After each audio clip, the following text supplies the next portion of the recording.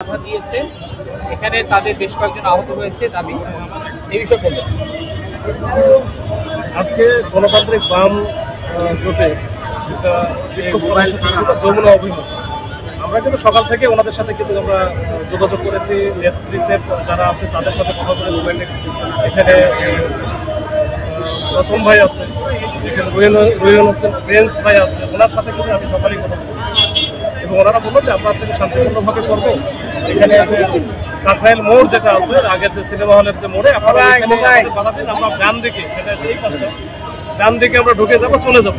আমি তাদেরকে বারবার সতর্ক করছি, ভাই আপনাদের মধ্যে তো অনেকেই থাকে খুব এগ্রেসিভ, আমরা যে ওইখানে যে আমরা তো হিউম্যান চেইনের মধ্যে দেবো, আমাদের কোনো ব্লকেট নাই।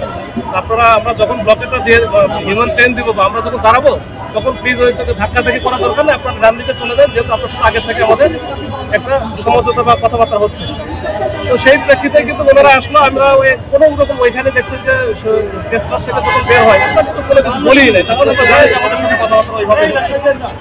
এখানে আসার পরে আমরা যখন এখানে সবাই চলে আসছে, আমাদের ফোর্স এখানে দেওয়া ছিল, ফোর্সকেও বলা হয়েছে, ফোর্স কিন্তু এখানে আসে, আমরা দাঁড়াইছি। তারা দেখছেন যে আমাদেরকে ঠেলে ঠেলে এখন ওই যমুনায় যাবে।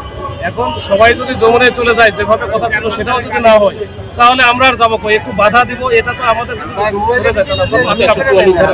এখানে 144 দাঁড়িয়ে আছে, সবকিছুই আছে। এখন আমরা যেতে দিব না, এই যে বাধা দিচ্ছি, এই বাধা দেওয়ার সময় তারা আমাদেরকে ঠেলতেছে, ঘুষি মারছে, কিনাইতেছে। এখন পোলাপান তো আর সবকিছু আটকায় রাখা যায় না, তখন এরাও হচ্ছে বাধা দিচ্ছে।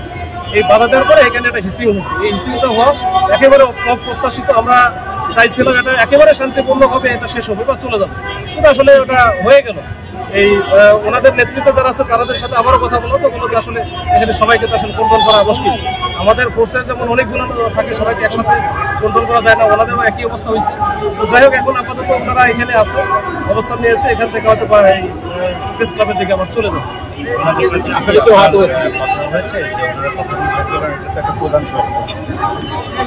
হ্যাঁ, এটা ওনাদের সাথে ওনারা বলছিল যে এখানে যখনই আমরা বাধা দিব ওরা চলে যাবে প্রেস ক্লাবের দিকে, তার মানে এখানে থাকার কথাই না।